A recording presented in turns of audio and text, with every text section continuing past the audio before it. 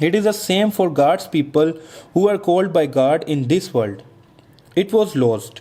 So Apostle Paul proclaimed that our citizenship is in heaven. It is from the kingdom of God. Although we lost our way in this world for a while, the process of returning back to that place through Jesus, who came as the way, the truth, and the life, is the life of a foreigner heading home. The eternal and unchanging Word of God. One story. One story is 78. Jesus Christ Part 4. Books of Gospels. Now, the ministry of Jesus Christ is slowly moving toward the cross. Since he did not come to be exalted in the world and not to establish the kingdom of Jesus in this world, he is slowly heading to the place for the completion of that salvation to the path of the cross. The rejection of Jesus, centered on the Pharisees, was becoming stronger as more of Jesus' Messiah was revealed, and everything was working for the burial of Jesus' death. Miracle workings. One characteristic of Jesus' public life ministry was working miracles. Jesus revealed that he was sent from God by performing miracles. Jesus turned water into wine at the wedding in Cana, calmed the wind and the sea, fed 5,000 people with 5 bread and 2 fish, walked on water, fed 4,000 people with 7 loaves of bread and few fish. And since then, in history, he revealed the surprise of heaven by the Son of God. Rejected for reproofing the world. Jesus Christ rebuked the teachers of the law and the Pharisees by saying, everything they do is done for men to see. He also rebuked the teachers of the law and the Pharisees for starting their hypocrisy with woe. Jesus rebuked those who built their righteousness, served God with hypocrisy, and those who had no heart but honored God only with the lips of worshipping God in vain with man's commandments. The world hated and distrusted Jesus because he testified against all evil on this earth. So Jesus Christ was rejected, and he was rejected even in his hometown, persecuted by the Jews, and the world hated Jesus Christ. Even Jesus Christ's brothers did not believe in Jesus, and the high priest and Pharisees tried to seize him, but no one could quote him because his time has not yet come. Afterwards, the Jews tried to stone Jesus, was constantly opposed, and finally the high priests and the Pharisees conspired to kill Jesus Christ. Do not work for food that spoils, but for food that endures to eternal life. After performing amazing miracle of 5 fish and 2 loaves of bread, Jesus went to the mountain, leaving the crowd trying to catch Jesus and make him king. And the next day he told the crowd for what and how to live. First, Jesus told the crowd who came to him, "You are looking for me, not because you saw miraculous signs, but because you ate the loaves and had your fill." If they had seen the signs completely, they would have found the Messiah, Jesus Christ, through it. But they considered them as a miracles and simply rejoiced with the food of the earth. So Jesus said again, "Do not work for food that spoils, but for food that endures to eternal life, which the Son of Man will give you. On him God the Father has placed his seal of approval. The food of this earth, the things of this earth, will eventually spoil. It will disappear and no longer be there. However, we must live for the food of eternal life, the bread of life, that Jesus will give us." Then they asked, "What must we do to do the works God requires?" They don't even know what they are asking or what Jesus is talking about. In the end, Jesus said, what they do is not important, but the work of God is this, to believe in the one he has sent. It is not about building one's righteousness by doing something, but realizing that they are sinners and eating the bread of life by faith in Jesus Christ, the Savior. Why do you break the command of God for the sake of your tradition? When the Pharisees and scribes asked, why do your disciples break the tradition of the elders? Jesus replied, and why do you break the command of God for the sake of your tradition? After the fall of North Israel and South Judah, the Israelites, led by the Pharisees, made and kept more traditions than the laws of Moses in order not to repeat the same shame again. But of course, human efforts cannot escape its limits, and their labors have strayed as hypocrisy. That is why Jesus said to them, "These people honor me with their lips, but their hearts are far from me. They worship me in vain. Their teachings are but rules taught by men." It is important to keep the laws. All things done without God's grace and love for Christ is the same as the saying, "If I give all I possess to the poor and surrender my body to the flames, but have not love, I gain nothing." We must remember. Have mercy on me. During Jesus' public life, he healed many sick people. And once a Canaanite woman shouted, "Lord, Son of David, have mercy on me. My daughter is suffering terribly from demon possession." It is her daughter who is suffering because she is possessed by a demon. So she should have said, "Have mercy on my daughter." But the woman instead said, "Have mercy on me." This was because the daughter's suffering is the mother's suffering. Even when Jesus said, "I was sent only to the lost sheep of Israel," it is not right to take the children's bread and toss it to their dogs. The mother still did not let go of her earnestness and said, "Yes, Lord, but even the dogs eat the crumbs that fall from their master's table." It is because it is about her own daughter, who is more precious than herself. Eventually, the mother, heard the words, "Woman, you have great faith. Your request is granted." Jesus knew that no matter what he said, the woman's love for her daughter would overcome them all. And through this mother, the Bible reveals how desperate the love that God sent himself as the one and only Son, Jesus Christ, for his children. Who do you say I am? Jesus asked his disciples, "Who do people say the Son of Man is?" Jesus didn't really want to know people's opinions, but the opinions of his disciples. That is why he immediately asked, "Who do you say I am?" At this time, Peter confessed, "You are the Christ, the Son of the living God," and heard, "This was not revealed to you by man, but by my Father in heaven," from Jesus. And Jesus is asking us the same question through the Holy Spirit. It's not the people, but who do you say I am? They saw no one except Jesus. To the disciples who still do not know what the meaning of Jesus' suffering and death, Jesus said, "Some who are standing here will not taste death because they see the Son of Man coming in his kingdom." And after 6 days, he went up to a high mountain with Peter, James, and John from among the 12 disciples. There, Jesus talks with Moses and Elijah, the two prophets representing the Old Testament. Moses was the prophet who wrote the 5 books of Moses representing the law, and Elijah, even without any written records, was standing as a prophet who had ascended to heaven without seeing death. They were prophets who played a different role from Abraham and David. It was a dream-like moment for the apostles. We can see this from Peter saying, "Lord, it is good for us to be here. However, it's not time yet." It is just as Jesus said, "As long as it is day, we must do the work of him who sent me." Night is coming when no one can work. More important than what Moses and Elijah talked with Jesus was that the true prophets were not seen and only Jesus remained.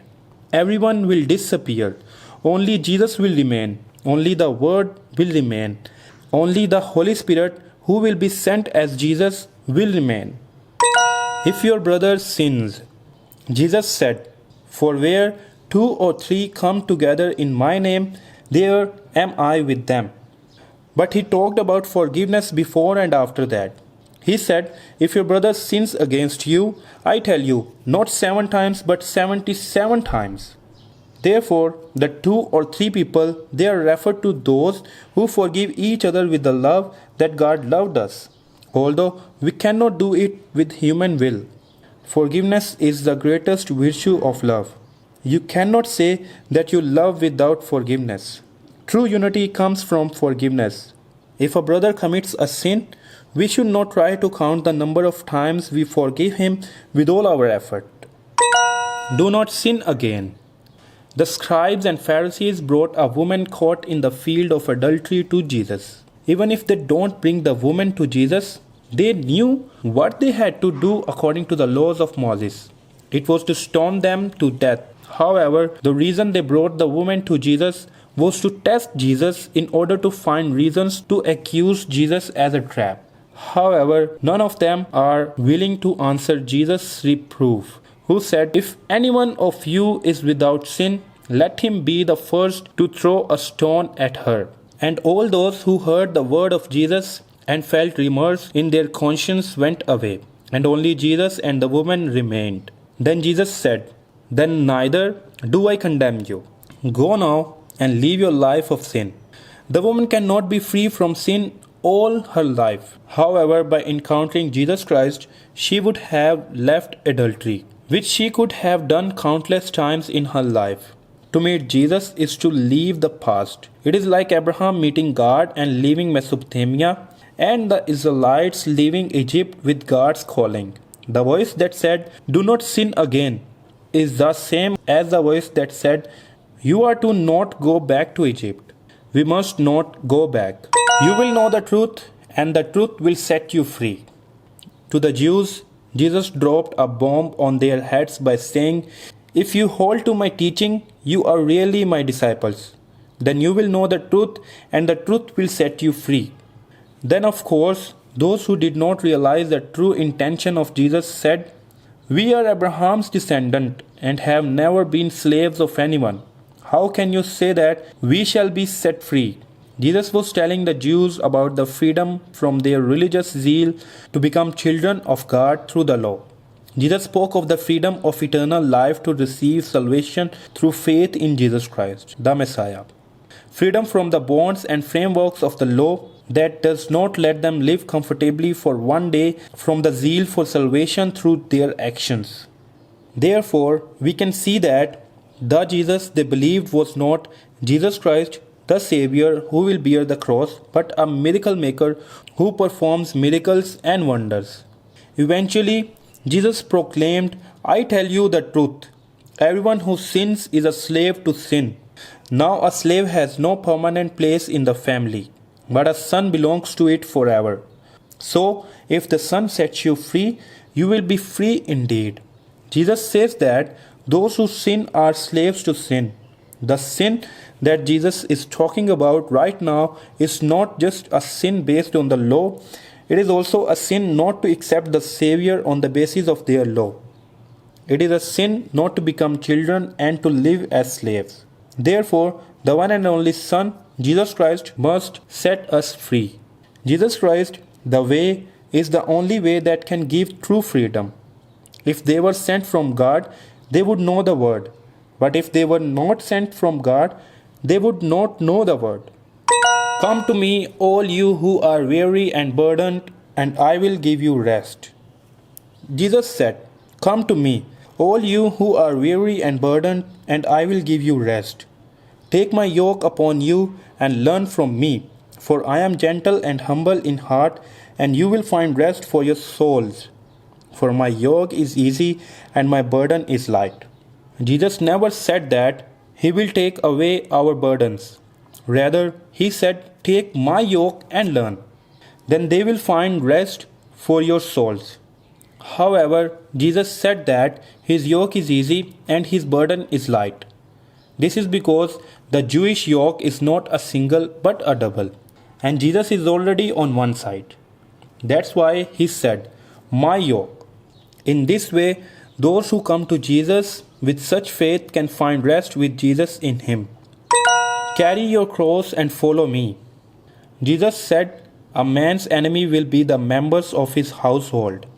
Anyone who loves his father or mother more than me is not worthy of me. Anyone who loves his son or daughter more than me is not worthy of me. To live as a child of God by being chosen by God on this earth is to deny the happiness that humans can have on this earth. So, by telling Abraham, leave your country, your people, and your father's household and go to the land I will show you, he spoke of the start of a man of faith. Through Jesus Christ, you can become a child of God and get along better with your neighbors, including your family. We can be denied and dead to be accepted by love. But fundamentally, the people of God and the people of the world are different. What they see, how they perceive is different, and their feelings and pursuits in this world cannot be the same as us. We are all carrying the cross that each of us must bear. It is a path where parents and children are strangers, and husband and wife are also strangers. It is just a path to walk with God who called us. Those who had been invited to the banquet were told to come, but they refused to come. Jesus again used a parable to talk about the king's son's wedding banquet. The king sent a servant to invite many people to his son's wedding feast, but they consistently made excuses and refused to participate in the wedding feast. Eventually, those who were never expected or anticipated were invited to the wedding banquet to share in the king's joy. Those who made various excuses and did not want to participate in the wedding banquet of the king's son were not the king's people. If they were the king's people, they should have shared in the king's joy. Those who are bound only by their own joy and cannot share the joy of the king are those who do not wear robes. No one can participate in the wedding banquet of the Lamb of God unless they have the robe, Jesus Christ, which is given to the king's people and cannot be gained by worldly merits. The greatest commandment, love the Lord your God. To test Jesus, one of the Pharisees asked, which is the greatest commandment in the law? It was a homework that they couldn't solve through their lifetimes with the backdrop of all the Old Testament history. To Jesus, who had already made the Sadducees unable to answer, they thought they could overthrow him and came up with a question that even they could not speak of because it was that difficult. It is almost impossible for them, who consider keeping the law of conduct the highest virtue, to choose only one of them. However, Jesus did not choose one of those many laws, but proclaimed, love the Lord your God with all your heart and with all your soul and with all your mind, stating the essence of the law. In fact, these words are mentioned repeatedly in the Old Testament. If we treat the Old Testament with the heart of God, it is a word that we can easily find at the center of it. However, like Jesus said, if you were blind, you would not be guilty of sin. But now that you claim you can see, your guilt remains. They see themselves as righteous people who keep the law, so they cannot see or accept the true Savior, Jesus Christ. Those not by keeping the law, but who go to God by loving Him and through the Savior, have no choice but to love their neighbors by realizing the unconditional grace. This is something inseparable, just as Jesus said, love your neighbor as yourself. And Apostle John said, faith by itself, if it is not accompanied by action, is dead. We had to celebrate and be glad. Jesus told one story using 3 parables. All 3 parables speaks of losing. The lost sheep were not the sheep that were outside, but they were inside and then lost.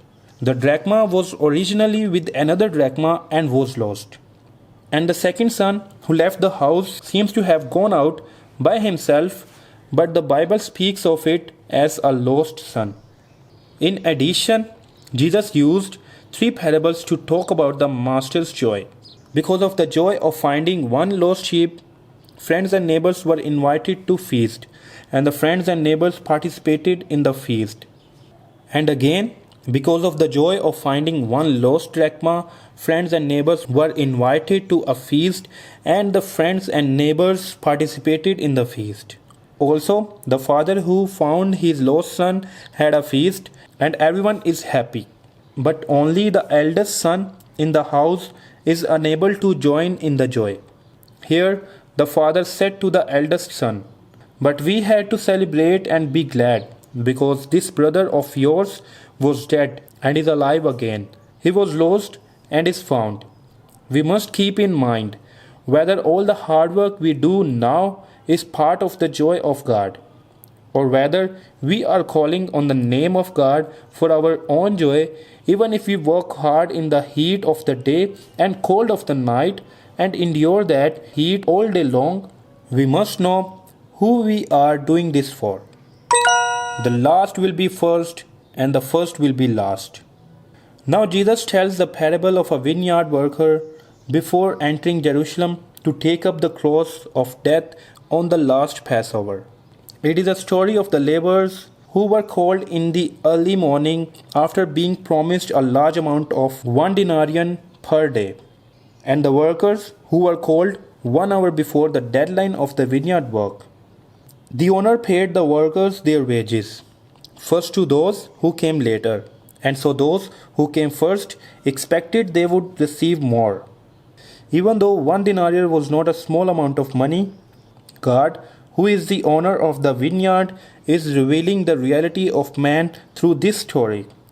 Even though the share is not small, he reveals that the complaints, dissatisfaction, and inferiority that come from comparison are based on sin. And more importantly, whether they worked for a small amount of time or worked all day, if they were not called in the first place, they would have spent all day meaninglessly. But they did not work for the grace of the Master who called them, or out of love for that Master, they worked hard for themselves. Even though they had tolerated the heat all day long, this is hypocrisy and this is human evil. Now, Jesus' public life ministry is ending, and he will go toward the way of the cross, the very way of the cross. The story of love for God's people, that God himself killed and died on the cross as Jesus Christ for them. That story of God who is perfect, not because of the glory, honor and strength of the world, and suffered all sins because of his love, that story of Jesus Christ continues.